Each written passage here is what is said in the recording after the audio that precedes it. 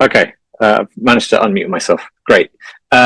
Well, thank you, Bill, for organizing this conference, and thank you to Sumbul and the rest of the team for putting it together and overcoming all the logistical challenges involved. My presentation today, hopefully you should be able to see what I can see.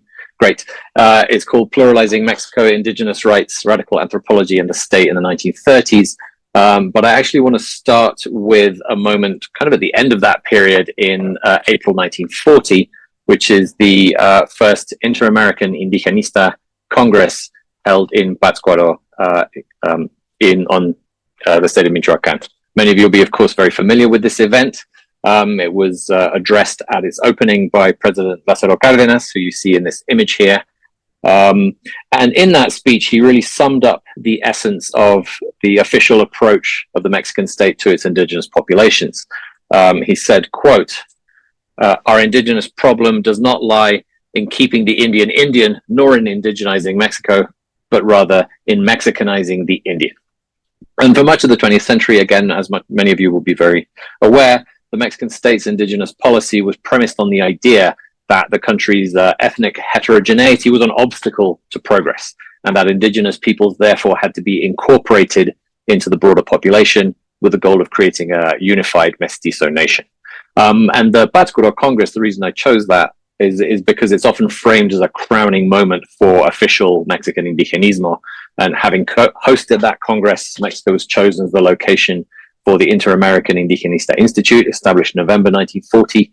And over the following decades, the Mexican state claimed a pretty central role in hemispheric exchanges on indigenous affairs and state policy. But even at Pátzcuaro itself, that official incorporationist model of indigenismo was not the only model on offer. And Owen mentioned him in his talk yesterday. The man standing up here delivering a speech is John Collier, who is the head of the United States Office of Indian Affairs, also addressing the Pátzcuaro Congress. And that, if you like, the US reservations model, which was obviously highly criticized both within the US and in Mexico, was a kind of the stark alternative at the time in many people's eyes to the Mexican incorporationist model. But today I want to talk about a third approach, which is a radical strand of indigenismo that coalesced in Mexico in the second half of the 1930s. Drawing on communist debates about the national question, a cluster of indigenistas argued that Mexico should adopt the same approach as the Soviet Union had to its national minorities, that is, to offer indigenous peoples the right to national self-determination. To be clear, this was a minority view among Mexican indigenistas, but it was certainly visible at the time. And one of the most prominent representatives of this line of thinking is actually sitting between Cárdenas and Collier in this photo. And this is the historian Luis Chávez Orozco, who at the time was director of the Mexican Department of Indigenous Affairs, the DAI, created by Cárdenas at the end of 1935, and he chaired the entire Pátzcuaro Congress. Other figures who advocated this approach were actively involved in debating and formulating indigenous policy in the 1930s. Many of them worked in different parts of the Mexican state apparatus. So besides Chávez Orozco, they included the labor leader Vicente Lombardo Toledano, and the ethnographers Alfonso Fabila, Jorge Vivó, and Miguel Otón de Mendizábal. Most of these individuals, all men as it turns out, were not members of the Mexican Communist Party, but their understanding of Mexico was strongly influenced by Bolshevik thinking, in that they saw Mexico's indigenous peoples as nationalities at various stages of historical development. That is, nations or proto-nations within a plural or composite Mexican nation. And I call this distinctive strand of thinking radical pluralism. There has been work discussing other lines of thinking in indigenismo in the 30s as pluralism, but I see this as actually slightly different from that. And the advocates of this view share three basic principles, if you like. Firstly, they held that Mexico's indigenous peoples were national minorities in their own right, with distinct cultures, languages, traditions, social organization, and forms of government. Again, that might not seem very remarkable today, but in the 1930s, most Mexican indigenistas viewed the persistence of indigenous cultures as a problem to be overcome. Secondly, the radical pluralists, as I call them, believed that indigenous peoples had a legitimate right to maintain their cultures and ways of life, and to be shielded from aggressive projects of incorporation. The third key principle was that each indigenous group had the right to political self-determination. And I'll come back to what exactly that term meant. But for now, it's worth noting that this approach explicitly meant recognizing existing indigenous political structures. And so that was a challenge not only to mainstream indigenismo, but also to the authority of Mexico's post-revolutionary governments. And so in the rest of my remarks today, I'm just going to describe the emergence of this radical pluralist view and sketch a couple of portraits of some of these figures associated with it. And as we'll see, it reached a peak of its influence in around 1940. So Pátzcuaro is kind of a turning point. So I want to discuss why this thing disappeared and then what the implications of that are. So firstly, how did these Mexican indigenistas come to adopt the idea of self-determination in the first place? That idea of self-determination was, of course, an important part of the political landscape after World War I. But Latin America is usually not part of those conversations, and for seemingly very obvious reasons. Apart from the Caribbean, most countries in Latin America had already been independent for over a century. My book manuscript from which this talk is drawn shows that the question of self-determination did actually surface in Latin America in a different form, thanks to a series of transnational debates that brought Bolshevik ideas about nationalities into contact with Black internationalism and Latin American radicals. A key moment in these debates came in 1928, when the Communist International began to advocate more aggressively for the rights of colonized peoples, and it pressured communist parties in the Americas to take up the question of race. The Comintern argued that Black and indigenous peoples should be seen as oppressed national groups rather than racial minorities.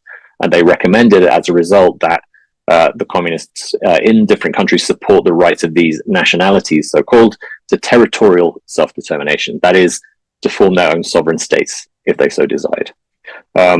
Initial attempts to expand this idea to the Americas met with some resistance, including arguments against the idea famously articulated in 1929 by José Carlos Mariátegui.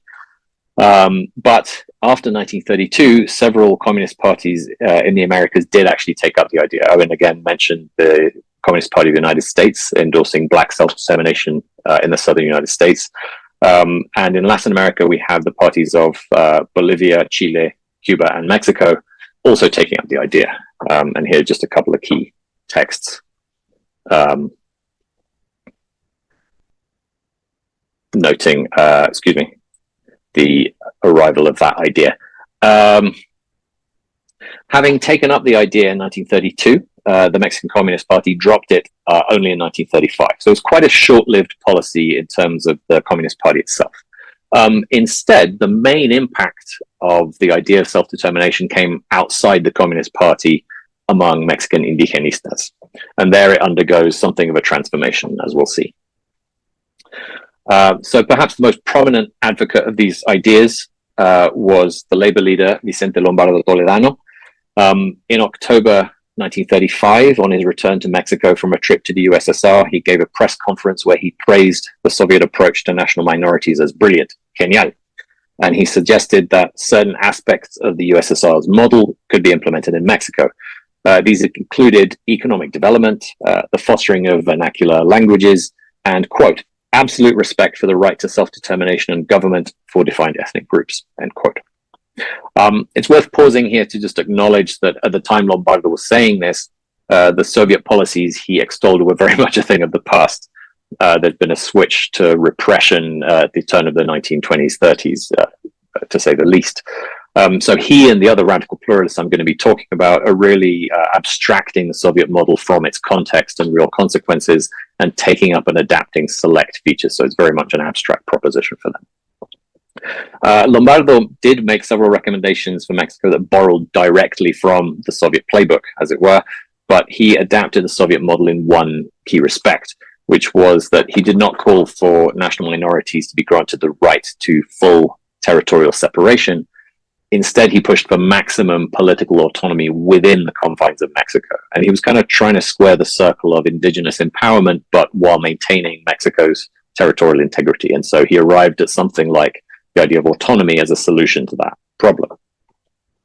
And there was similar thinking behind the ideas of Alfonso Fabila, also a prominent indigenista. As you can tell from this photo, he also wrote poetry.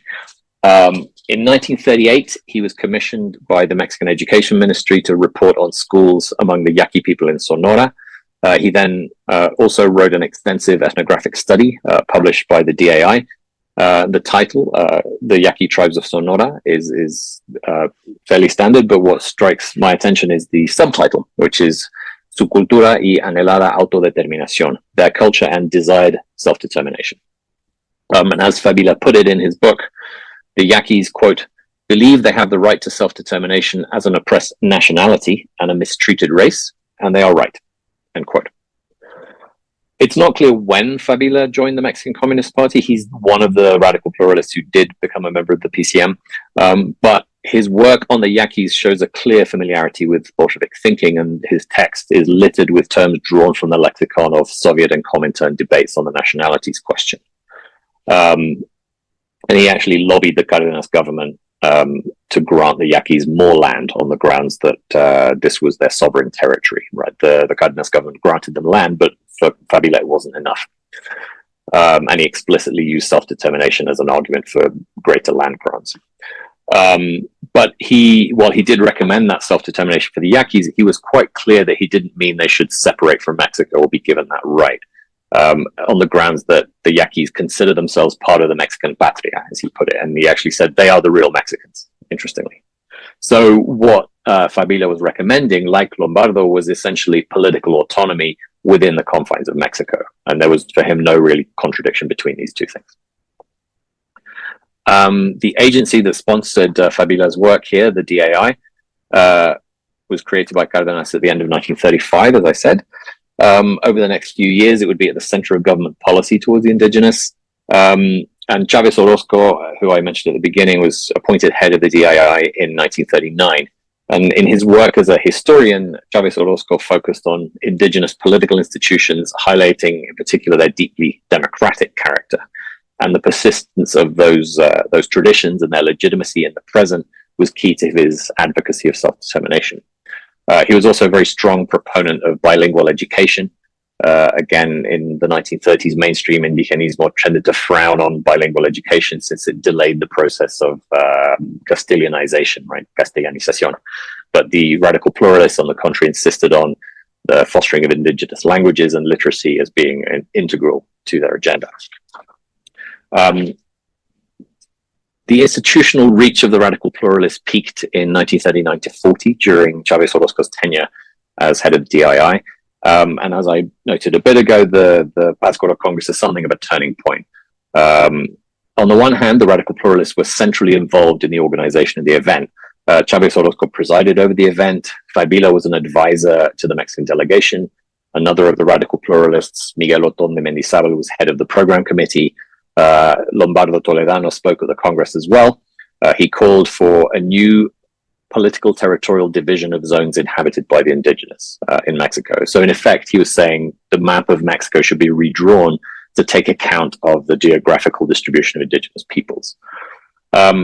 Another speaker at Pátzcuaro made a more direct call for self-determination. This was the geographer and anthropologist Jorge Vivó.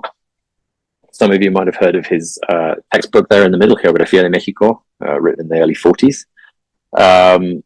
Within the literature on Mexican indigenismo, Vivó is known for his work on indigenous languages, and he was among the founding faculty of the ENA, the National School of Anthropology, in the 1940s. But Vivó was not your average anthropologist. Before arriving in Mexico in 1937, he'd spent a decade as a roving communist militant, and that included a several-month stint as Secretary General of the Cuban Communist Party in 1932 to 33, generally not mentioned in any of the literature. But from my point of view, it's extremely interesting because he was Secretary General of the Cuban Communist Party at precisely the moment when it took up the policy of black self-determination in Cuba. And he was actually one of the strongest supporters of the idea within the Cuban Communist Party. So we have a kind of connection here between the communist debates on the national question, black self-determination in Cuba, and advocacy of indigenous self-determination in Mexico. And Vivó kind of connects all of these things. At Pátzcuaro, Vivor emphasized how recent the process of nation formation was in the Americas. So he's sort of relativizing the solidity of national identity, if you like. And he's saying that indigenous groups constituted national minorities within these nations that were themselves only recently in the making, if you like. And so he thinks that this internal diversity needs careful management. And for him, self-determination is one of the ways of managing the relations between these nations in formation. So it's sort of interesting point of view. And what he actually says is that theoretical starting point should be recognition of the right the indigenous have to their free determination. Libre de determinación is another one of his terms. And so he ends up endorsing something, again, very similar to the others I've mentioned, which is greater political autonomy within the confines of Mexico. So the original idea of territorial separation has morphed into something else. It's greater political autonomy within Mexico. And so the character of self-determination has also shifted in its encounter with Mexican indigenismo. Stop sharing now. Oops. Okay, great. So despite the visibility of that radical pluralist view, it was the mainstream incorporationist line, if you like, that predominated. And in the 40s, these radical pluralists were all swept aside, partly due to a sort of concerted anti-communist campaign in the 1940s. They were sort of kicked out of the state apparatus. So just to conclude, what was the significance of this radical pluralist current I described? I see kind of three main implications of my research. Firstly, it allows us to see that despite the dominance of that assimilationist paradigm in Mexican indigenismo, it wasn't quite as monolithic as it might seem, and that in the 1930s there were other possibilities in play, and that gives us a sort of, I think, a different way of thinking about Mexican indigenismo and how it turned out, a bit more contingency to the process. Secondly, the radical indigenistas in Mexico sort of chose the Soviet model because it offered them another paradigm for thinking about Mexico's internal diversity. So different both from the assimilationist mainstream, but also very distinct from the US reservations model. And so I think that role of the Soviet model, if we throw that in the mix, that suggests we need to think slightly differently about transnational influences in the interwar period and the range of directions that these could take. And then finally, the idea of Mexico as a plural nation doesn't seem very controversial today. In 1992, the pluricultural character of Mexico was written into the Constitution. In 2001, a revision to Article 2 of the Constitution recognized the right of indigenous peoples to free determination, so libre determinación, again. So not controversial at all, but in its own time, the radical pluralist view was very much a minority view. And so if we fast forward from the 30s to now, what was a fringe position has become a sort of consensus position that's written into the Constitution. And so those two things, it's sort of hard to square, and it's interesting to think about the journey from one to the other. The radical pluralist ideas kind of foreshadow demands for autonomy put forward by indigenous movements in the 60s onwards, as well as more recent debates about plurinationality. And so I've been thinking about how we get from one to the other. Why were their ideas not taken up more widely in the interim? Why was this radical pluralism ultimately a kind of road not taken? Though it very much emphasized indigenous political agency, radical pluralism wasn't a movement or a mechanism for fomenting or organizing that agency. It was an internal critique of the Mexican state's top-down assimilationist policy, but still made from within the realm of state policy. So the radical pluralists provided a kind of repertoire of ideas and terms on which later movements were able to draw. But in their own time, these concepts were severed from the collective agency that might help them take on real substance. And that task would fall, as it reasonably should, to the indigenous themselves. Thank you.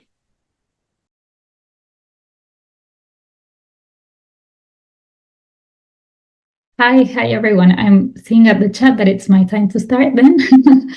So, hi, I'm very happy to be here virtually, at least. It's been a really interesting conference, and I've been glad to see that the topic that I will talk to you about, which is Mexican Trotskyism and the Indigenous Question in the 1970s and 80s, touches really upon many of the issues discussed yesterday and earlier today, from what I've been able to hear at least. So, as you surely know, Leon Trotsky's last stop in a long exile was Mexico City, the southern neighborhood in Mexico City of Coyoacan. But nevertheless, for most of his history, Trotskyism was a very small political current in Mexico. It was in the 1970s and 80s, in the context of a political reform that legalized leftist parties in Mexico, that Trotskyism really experienced its greater popularity in the country. In 1976, the two factions that had basically existed since the 50s united to form the Partido Revolucionario de los Trabajadores, PRT, with what was a very ambitious agenda, in which, however, the indigenous issue is not mentioned. And I find this omission surprising for a couple of reasons. First, because in the 70s, Trotskyists in Mexico renewed their idea of political subjects to include women, recognizing what we can call the intersectionality of oppressions that they were subjected to. But the omission is also striking, maybe most striking, because the indigenas, understood as societies with a deep cultural dimension and aspirations of autonomous forms of government, were part of the Mexican Communist Party debates since the 60s. So what I will share with you today are some thoughts of what I believe can help us to position ourselves in front of the question of what explains the absence of the indigenous matter in Mexican Trotskyism in what is arguably the time of its greatest strength and ideological renewal. These, I have to say, are very preliminary hypotheses, as this is a recent investigation that derives rather from my work on the PRT as a crucial actor in the human rights movement in Mexico. However, the topic of indigenismo interests me because I think it touches on many different issues of the international and Latin American left of those years, the role of guerrillas, the Cuban influence, the drifts of the Third World discourse, the problems of the peasantry, the new left, and the emergence of new political subjects.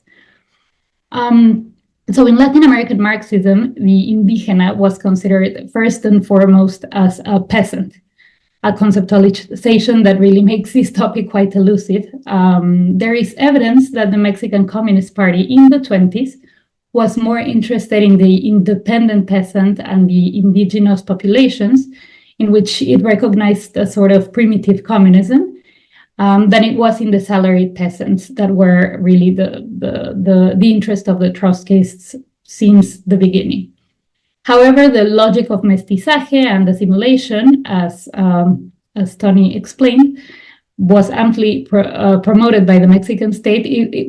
That would not be systematically questioned until the 1970s and, 60s and 70s, when critical anthropologists exposed the violence in these policies towards indigenous populations and put forward a theoretical alternative to analyze interethnic relations, the so-called theory of internal colonialism, of which heard about earlier. So from then on, criticisms of state indigenism became part of the conversation of the left in general. And even though, according to some authors, the communists denied the idea of internal colonialism, anthropologists affiliated to the PCM or that were close to the party gave a renewed dynamism to the conception of what to do with indigenous communities in Mexico coming from that theory. So in its 1981 Congress, we see the PCM talking about the diversity of the groups, of indigenous groups in Mexico, recognizing the identity dimension of the Indigenous Question, the discrimination against indigenous languages, the violence of birth control policies, and so on. Mexican Trotskyists would eventually integrate some of these ideas into their own documents. Nevertheless, what seems to be the absence of this issue throughout the 70s, I believe, still needs to be explained, since the militants were hardly unfamiliar with these anthropological debates. Trotskyism in Mexico was nourished and had its most evident sphere of influence in the academic spaces in which this topic was debated. It was above all an intellectual current, important for that reason. So the absence of theoretical discussions on indigenas should really be noteworthy. Some elements of historical Trotskyist thought make me think that it would have been natural even to integrate the matter into the reflection of Mexican militants, at least in the 70s when the subject really became popular. For instance, Trotsky's historical critique of racism, or the notion of the Bonapartist state, which easily could have admitted some of the ideas that were circulating in various intellectual circles about indigenous subordination in capitalist states. Hugo Blanco, of whom we heard earlier, was even in Mexico for a brief time in the early 70s. So, it is possible that there were mentions of the indigenous question in the writings of some militants, but I have not found them in the Trotskyist press. They were definitely not so in the more programmatic documents. So this was really neither a recurrent nor generalized topic. So I have like two clues that I'm following to interpret this matter. The first is that the actions of the Trotskyist parties and groups throughout the world were explained, of course, by their immediate contexts, but also by the dialogue they sustained with the Fourth International Secretariat.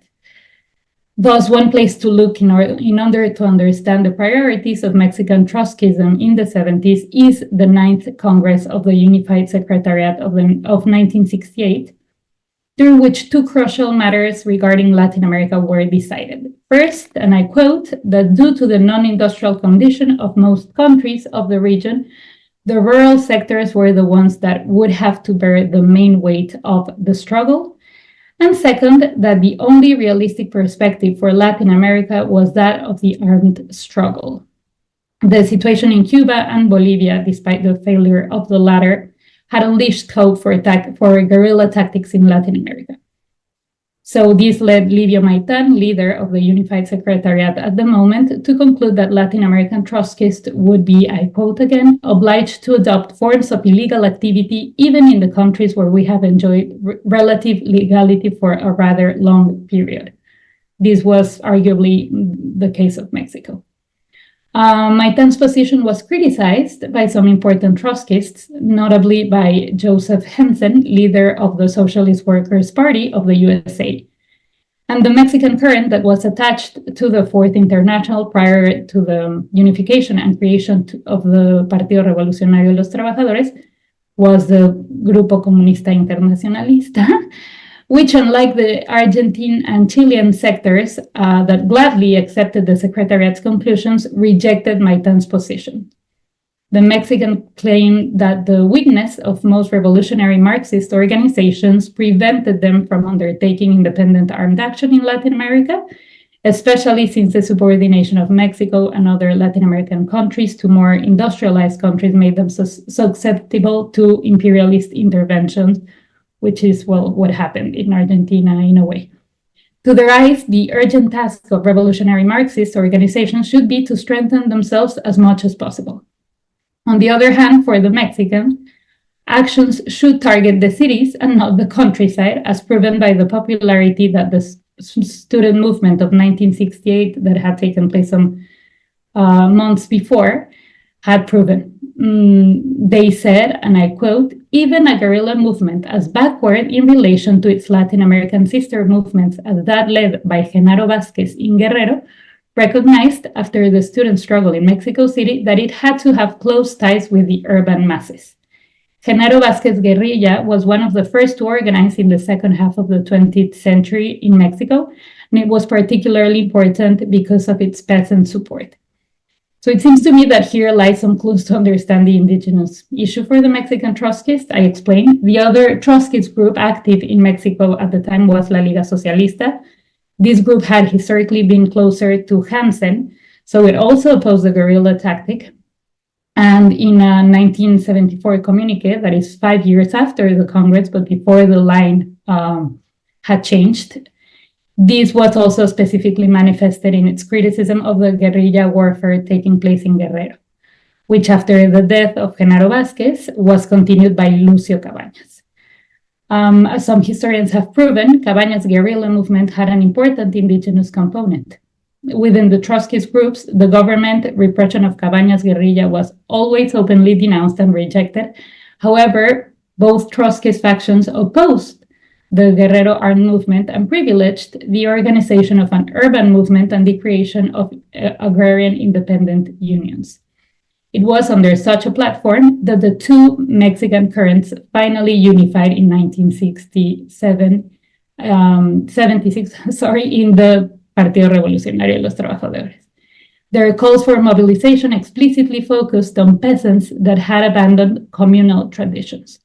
So while the most visible face of what could be considered an indigenous movement in the 70s was focusing on guerrilla warfare in Guerrero, taking land and arguing for agrarian distribution, the Mexican Trotskyists decided to unite around quite an opposing platform.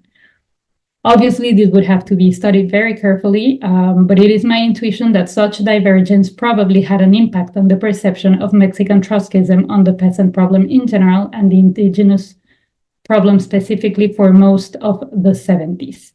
This, of course, did not mean that the Trotskyists did not collaborate with indigenous communities. They did, since in many cases, this also fought for union rights, which were really the main topic for Trotskyists at the time. However, there really was no mention of indigenas within the party until the early 80s, when the Trotskyist discourse radically changed.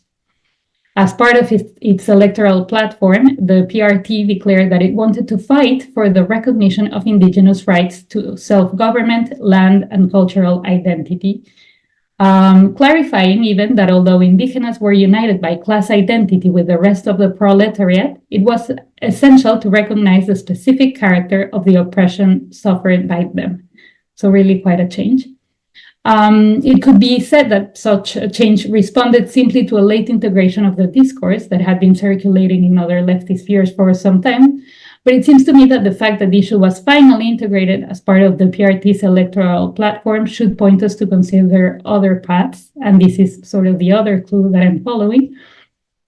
At the end of the 70s, the PRT became an important ally of the movement of relatives of the detained disappeared in the context of governmental repression in Mexico. The PRT was one of the nodal actors of a national front against repression led by a woman called Rosario Ibarra de Piedra, who was the mother of a detained disappeared.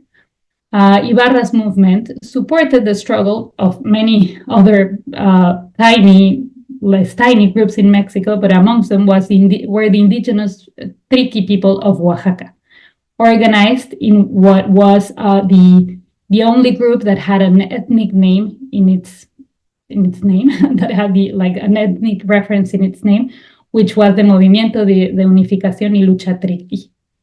In the documents of the PRT referring to the Triquis, I see a subtle but very recognizable change that I believe follows the path of walking along Rosario Ibarra. Initially conceived as peasants, their struggle was eventually referred to in consideration of the ethnic struggle and within the framework of the human rights discourse.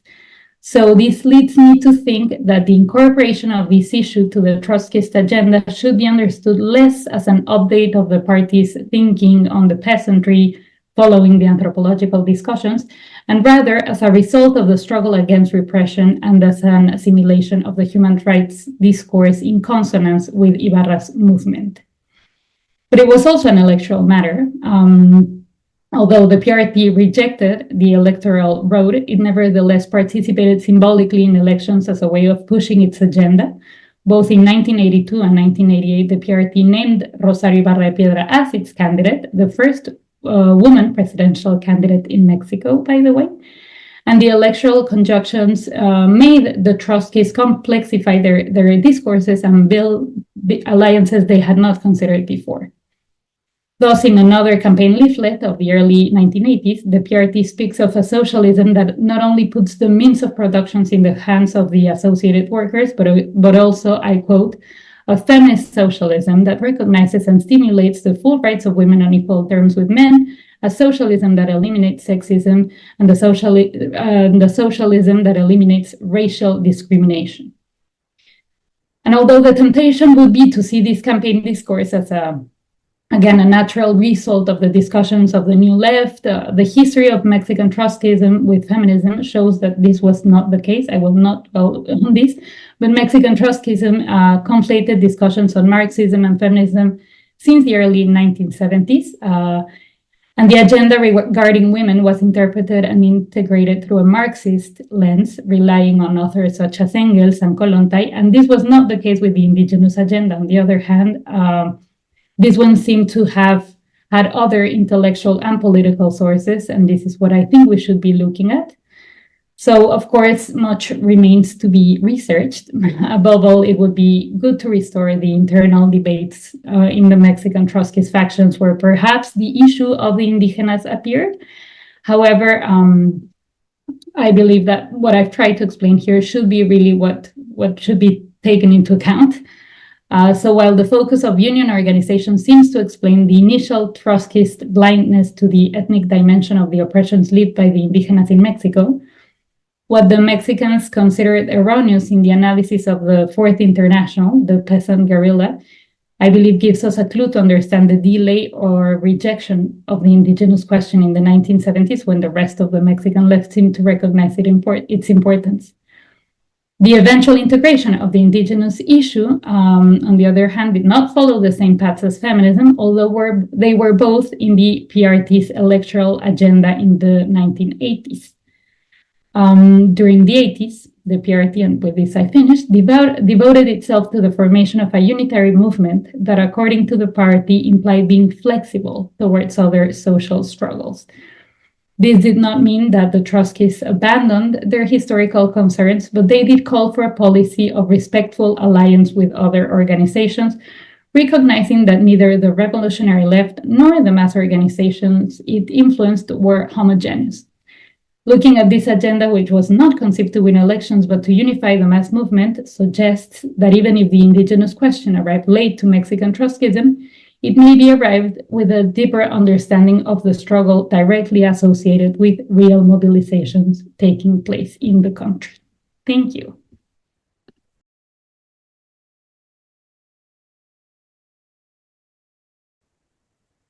Great, thank you. I'm just trying to close this box. Good evening, everybody. I'm sorry to not be there. I've come down with the flu, and yeah, sad to not be there. Thanks very much for the invitation. Sorry to be sort of interloping on this Mexico panel, but I hope it makes some sense. It sort of follows on, my presentation follows on from some of the work that was presented by Philip yesterday, and perhaps discussions on plurinationalism as well. I am doing a DPhil in Oxford at the Department of International Development, and my work really comes out of near 2 years ethnographic work with Conaye in Ecuador, mainly based in Quito, but sort of traveling all around. And the work, more than a researcher, also comes as a part of being a militant of the movement. So today I'm looking at only the recent political history of Conaye, starting from 2019 up to 2022, which is the time I spent there. And Philip gave a really good sort of overview of how class and ethnicity have interplayed in the history of Conaye, and the place it is, where it is at now, sort of giving more emphasis to the class dimension and to Marxist politics. So I'll take you through that and try to make some sense of that. So my main argument really is as follows. I think this conference has looked a lot at Mariátegui, so I'll start with Mariátegui. Famous comment about socialism not being ni calco ni copia una creación heroica. And what I argue is that this is what I would summarize Conaye is doing in its current moment, despite the stigmatization of Conaye's leader, Leonidas Issa, for being a Mariáteguista. The movement, as always, is charting its own unique political path through collective praxis without following the thinking of any one individual political thinker or party. It is creatively responding to the concrete realities of the legacy of discursive post-neoliberalism of Korea and return to neoliberal capitalism since Lenin Moreno coming to power, instead of copying or imposing any generic model of transformational politics. Being mindful of the historical and contemporary political economic conditions and the adverse effect of neoliberal capitalism on the living conditions of the marginalized people, both indigenous and not indigenous, in the recent period, they have amped up the class element of their struggle. In order to regain strength after Korea's efforts to weaken and divide the movement, they have clearly reaffirmed their leftist origins, often citing examples of Dolores Cacuango and Transito Amaguanya. I'm sure you would have heard about them in the last presentation. Two powerful indigenous women leaders who were involved in the formation of the first indigenous organization, FAY, in 1944, and engaged in heated debates with the leaders of the Communist Party with an emphasis on land and education. This, of course, has been captured effectively in Mark Becker's work, and Payares' work is another definitive work around this period. While doing so, CONAIE is doing the following. They call out the ethno-derecha faction of the movement, especially those members of the political party Pachakutik, who have tended to form alliances with a spectrum of right-wing parties. They, number two, recover their strength, which suffered a blow during Korea's government, involving his stigmatization and infantilization of them, and acceleration of the extractivist economy through promotion of large-scale mining, thus impacting territorial autonomy, which is at the heart of the plurinational project of CONAIE. Goodiness and Acosta, among others, have called this neo-extractivism. CONAIE critiques Korea's socialism of the 21st century and its dependence on natural resource extraction, while remaining sympathetic to socialism as a political ideology. They also reclaim the anti-capitalist basis of plurinationalism against the tendency to present an overly culturalist interpretation of plurinationalism during Korea's time. Finally, they critique the position "No somos ni de derecha ni de izquierda," represented most significantly by Yaku Perez, the 2021 presidential candidate of Pachakutik, who became prominent in his stance against extractivism during Korea's government and tended to take a more ecologista position. So I'll start out by comparing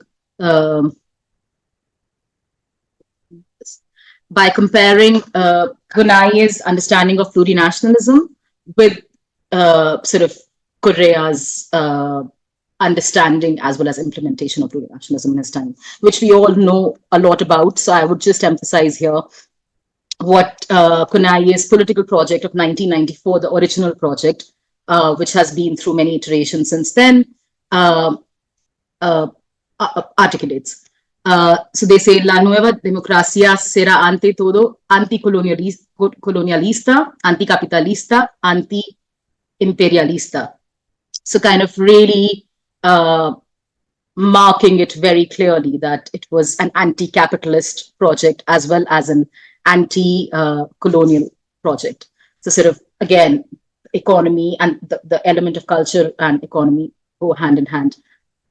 One of the most well-known indigenous intellectuals of the movement, Flores Milo Simbanya, says in 2020, when he's being interviewed after the protests, la plurinacionalidad es el gobierno directo de la sociedad para que se autogobierne, haciendo contrapeso al poder del Estado.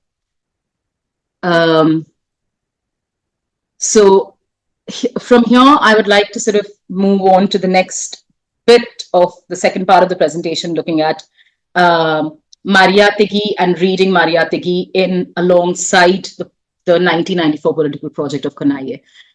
CONAIE has always kind of maintained, it does not identify itself with Mariátegui as such, but he is one of the many thinkers that Konaye was engaging with while forming this political project. We see the resonance of Mariátegui quite clearly in this extract of the project.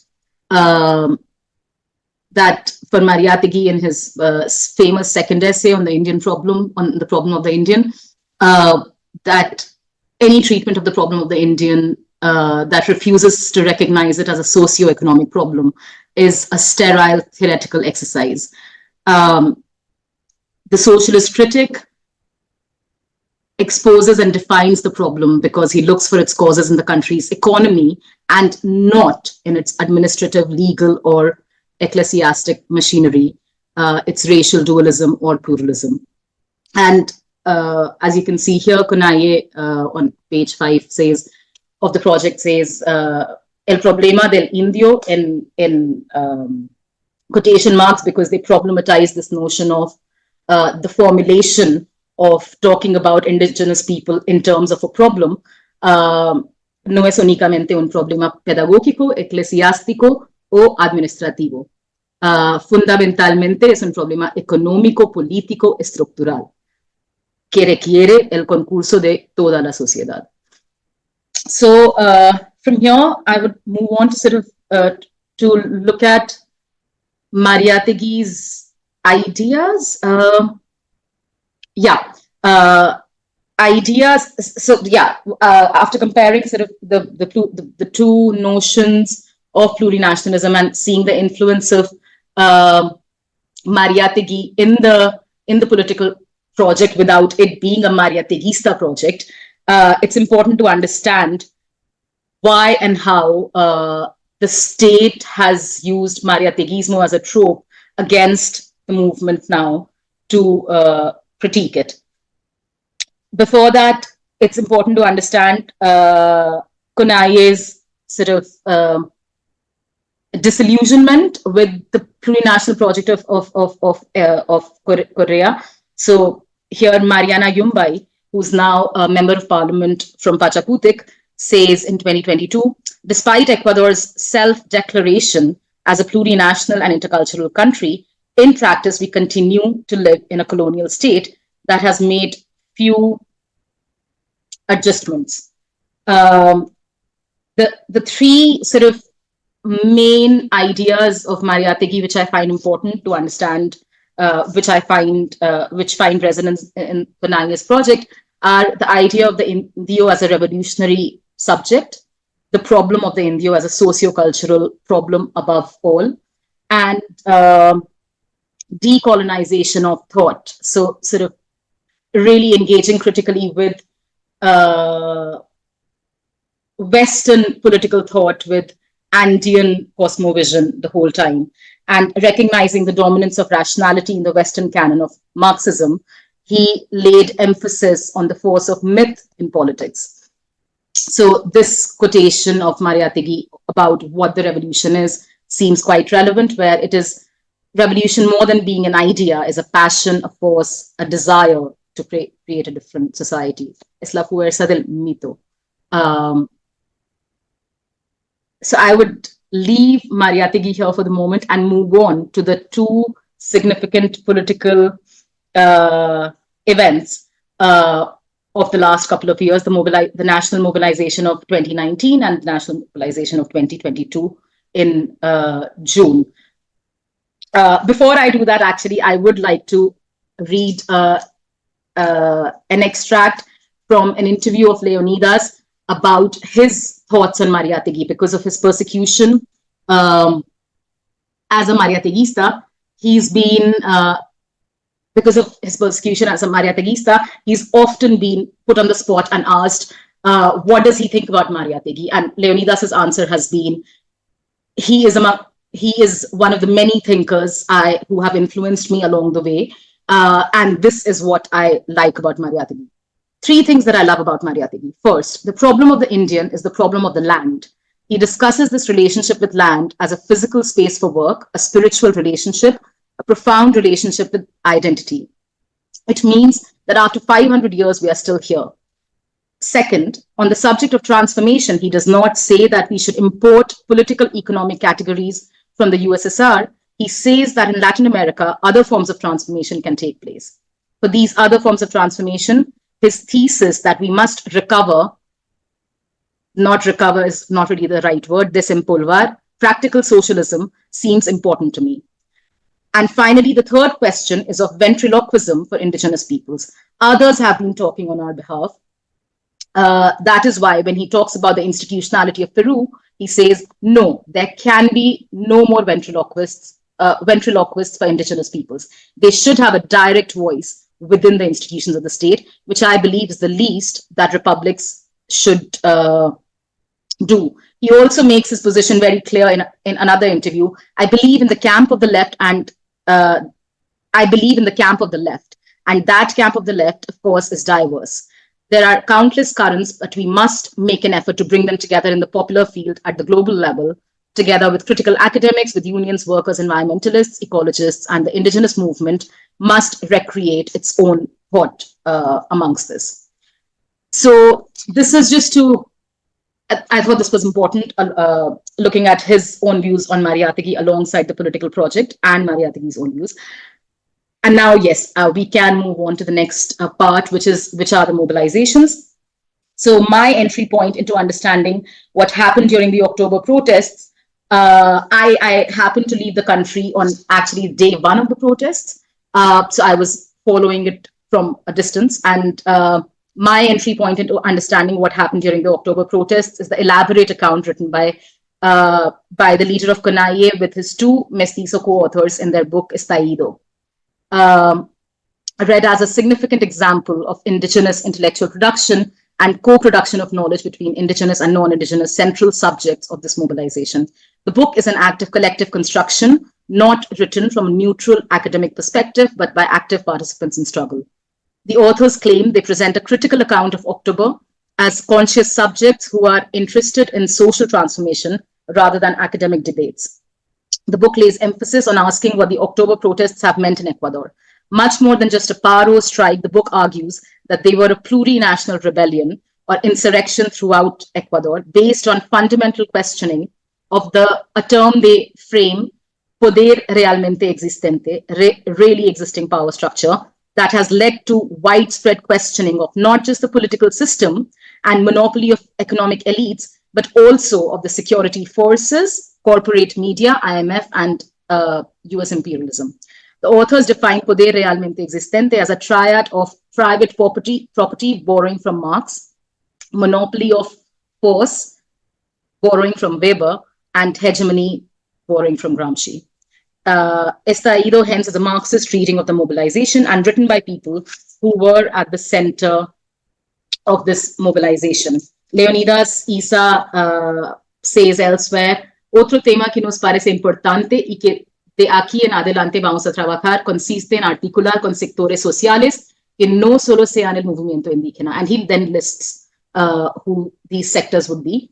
Y a nivel internacional con compañeros con los que compartimos la crítica a este modelo económico imperante en el mundo, que es el modelo capitalista. So not just a critique of neoliberalism, neoliberal variant of capitalism, but capitalism as a whole. I am combining the discussion of these two protests here because it's not relevant to go into details of each. And I want to kind of also highlight that, as they say in the book, that these two protests really created a situation of almost, sort of a scenario of class struggle, which you can almost see. So there would be these counter mobilizations done in wealthy parts of the city. So I would describe one such march. On 23rd of June, the 10th day of the national strike, in 2022, hundreds of people of upper classes of Quito organized peace marches, Quito por la Paz, in Avenida Shiris, one of the most wealthy neighborhoods of the city and a very vibrant business hub. A similar march of Quiteños de Bien was organized by the same strata of society in April 2022 after amnesties were granted to about 200 people accused of creating violence in the 2019 protests. This protest was organized to reject the vandalism generated by the protests. At this point, when they come out on the streets on 23rd of June, on the 10th day of the strike, this sector of society was obviously feeling the effects of the stopping of supply of food items from the countryside to the city, which became visible in the shortage of food in the supermarkets, as well as rising prices of whatever was left. I'm just going to check the message to make sure. Yes. They began to gather at 4 p.m. and slowly space filled up with families carrying white and tricolored flags and so on. The congregated would form a street of honor, applauding the patrolling police officers and other members of the national police as they passed. And you could hear these slogans there. Sort of one of them, Fuera, Isa Fuera, was a play on the protesters' slogan, Fuera Lasso Fuera. So given I don't have much time, just going to, and so accusations, these protests really had quite a big impact on Ecuadorian society as a whole, and the persecution of leaders of CONAIE became more and more visible. One example of this is an episode where on 4th of July 2021, a week after the CONAIE elections, when Leonidas Isa assumes the presidency of the organization. Sorry, I think I'm having trouble moving the slides, but I'll do my best. Two middle-class urban journalists in their inaugural program, Posta, transmitted by a television channel, undertook a character assassination of Leonidas Isa. They stuck a picture of Isa's face on a dartboard and threw darts at it each time they unpacked their acronym Cabron. They decoded it in the following way. C for Campesino, as you can see here. Lasso, in an interview, says that for Isa, dialogue is not the way, to which Carlos Vera, a journalist, a mainstream journalist, adds that this is the Mariateguista thought, to which Lasso immediately responds that it is the communist Mariateguista thought that is trying to intimidate Ecuador, beginning with the city of Quito. Fausto Cobo, the intelligence services officer, tweets on 13th of October 2020, Estaído is a book written by Leonidas Isa, who along with two of his cronies makes an apology for violence, chaos, and terrorism. It shows that the Mariateguismo that inspired the horror and crime of Sendero Luminoso is behind the threat that hangs over our state. So there's a lot of kind of mixing up of projecting of the experience of Sendero Luminoso in Peru on CONAIE in Ecuador, which has had a completely different political project since its inception. To finish, I would just would like to show you examples of a few sort of lyrics from Quechua rap, which sort of really grew a lot after the 2019 mobilizations, as just an example of raising of class consciousness within indigenous youth in terms of using language such as this. We are the children of those who died of the previous levantamiento at the hands of the gunmen of the empire, using the language of empire.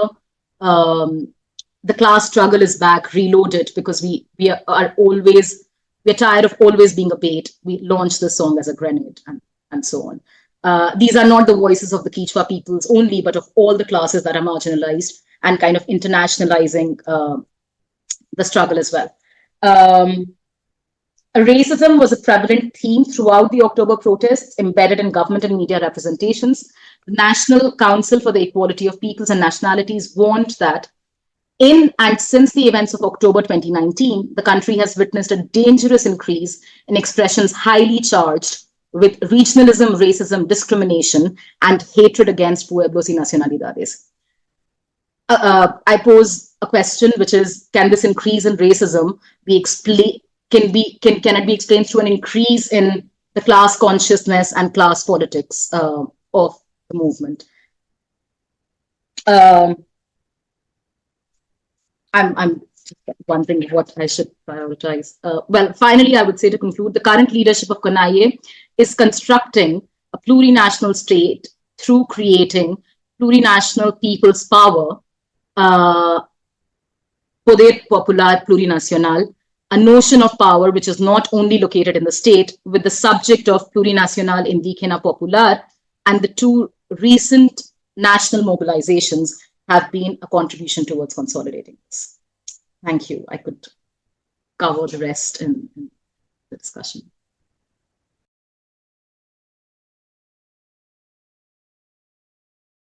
Okay, so I'll try to be as brief as I can, make it short.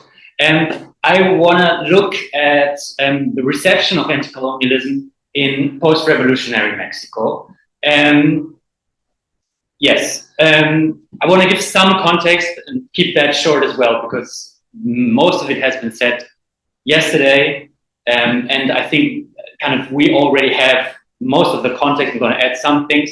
And then I want to look at how Mexican anti-imperialists, especially radical intellectuals, look at the situation in the 20s in Morocco and in India, how they interpret it, and how they, I would say, kind of engage in a dialogue with these anti-colonial movements. Yeah, I think I'm going to skip most of this because we've heard of it. I totally agree with everything that has been said yesterday by you, Bill, and by Sarah. Kind of just what makes it kind of difficult in that situation is that nationalism and anti-imperialism are kind of used all over the place, right? So it's not a clear marker of whatever Mexican left. Everything is pretty much relative, as you have said yesterday. I kind of like that. One factor that is kind of new is the Russian Revolution, right? And of course, that is always linked to global communism, but I would say it's not the same thing, right? So the Russian Revolution and its interpretation and global communism. Especially in the so-called radical circles, I think Daniela Spencer calls them radical intellectuals, these are mid-level bureaucrats and higher up or ministers and many intellectuals, Mexican, non-Mexican, who are inspired by the Russian Revolution, but not necessarily communists, right? Yeah. Yes. So I'm looking at those anti-imperialist circles. One of the sources I'm using here, and this is just a snapshot, and my argument is a little too big to make it in this case, but one very interesting magazine is El Libertador, published by the Liga,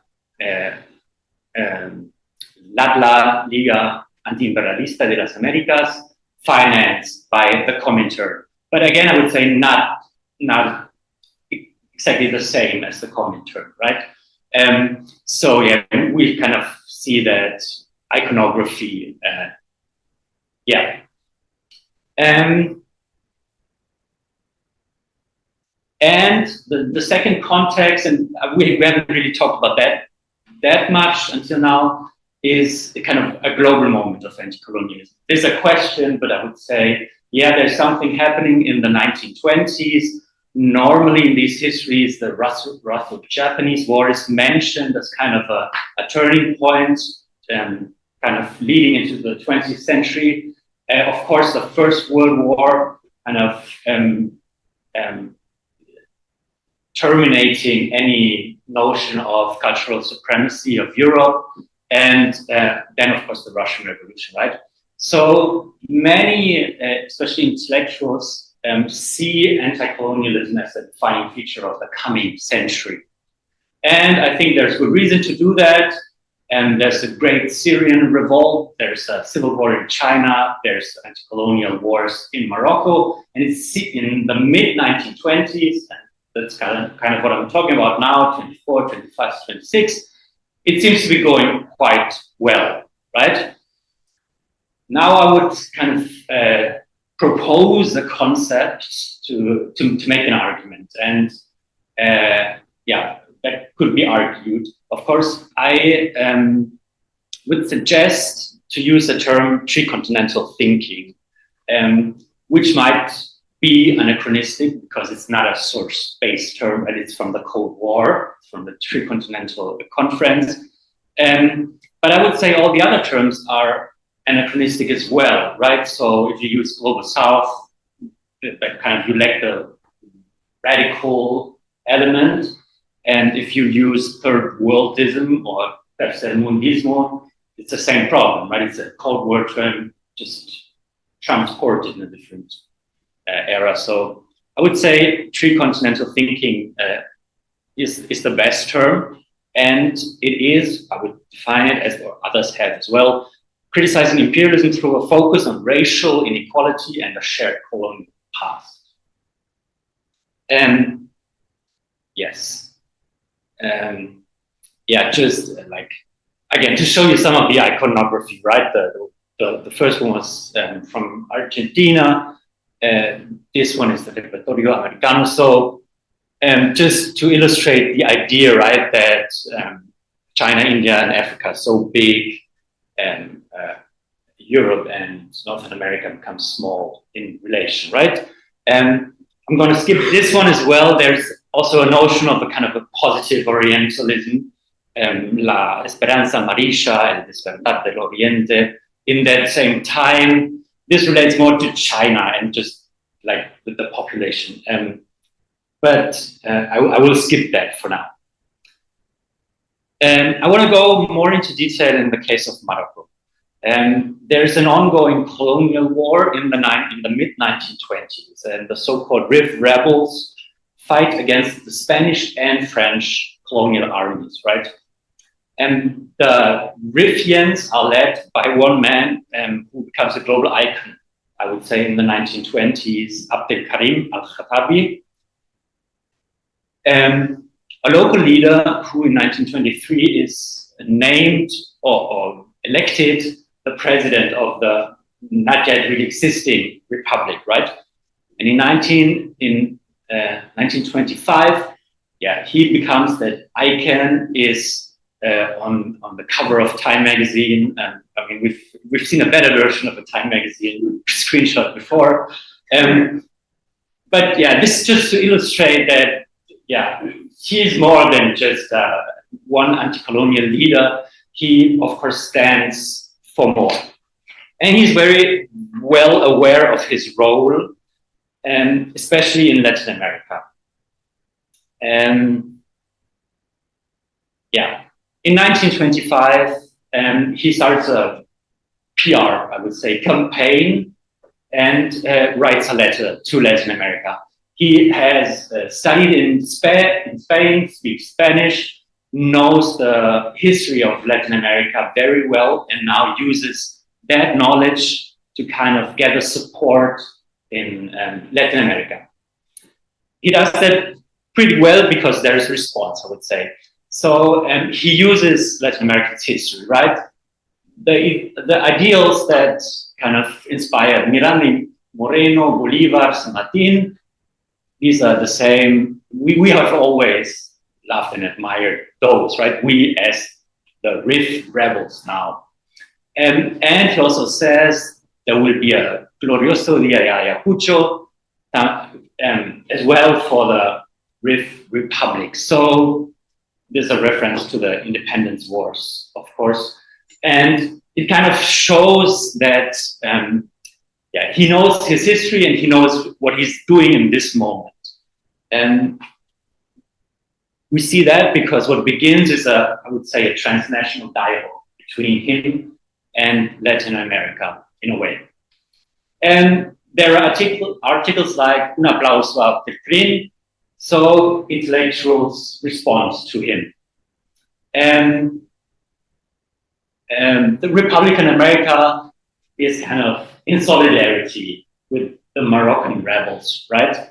And yeah, here we also have a kind of, I think I don't have time to go into this, but we also have a hint about the coming discussion about race, right? In this case, it's just like it's so sad that the Mediterranean powers are gente Latina, right? So, what a pity. This is kind of the 19th century Latinite still around, I would say, and kind of, yeah, it lingers here, but I think it gets transformed pretty quickly.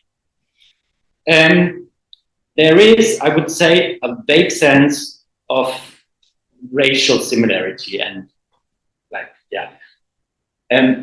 I would be cautious to make more arguments, but there is something there. And for example, Victor Raúl Ayala de la Torre, who is a Peruvian intellectual in Mexico City at the time, writes about that. He writes many, many articles in that conversation, right? Just as an example, estamos por eso con los moros, ¿no? No estamos ni podemos estar con la España imperialista. And so he makes it clear that like his solidarity and the solidarity of all of Latin America should be with the rebels, not with the imperialists, right? And he introduces one dimension that is not new, but kind of makes a difference, and kind of he used some kind of form of modern imperialism. So he, the Yankee imperialismo comes in. So the analogy is like we are the indigenous, and our oppressor is Yankee imperialismo, right? So there are many more examples of him and of others, but we see a switch here that like the sympathy for Spanish culture, Hispanidad, and things like that kind of are abandoned. Not like monocausally by that, but also in that context. I'll leave it here and add some thoughts later in the conclusion. Yes, because I want to talk about the second example in a different way, about the anti-colonial movement in India. And so there's a long tradition of kind of talking about Eastern spirituality and whatever that means. And in Mexico, José Vasconcelos is the best example for that. He's kind of ridiculed for it all the time, but India is a topic of interest, right? Mexicans are very interested in it. We can see that, for example, when Tagore gets the Nobel Prize, the Nobel Prize for Literature in 1912, he is very popular, and kind of he becomes almost like an Eastern version of Rodó in that context. And so I want to do it differently here, and going via individuals. And one has been mentioned yesterday. It is M.N. Roy, co-founder of the Mexican Communist Party. In that context, I would leave him because he's interesting, but for my argument, the other guy is more important, Pandurang Kampoji, and also an Indian born in 1886. As Roy, he was in Berlin, where they two met before. Here the context is German Hindu conspiracy against the British, right? So the Germans and the Indians kind of have a coalition until the First World War. And then they kind of go out in the world, right? To London and to the Americas. And those two end up in Mexico.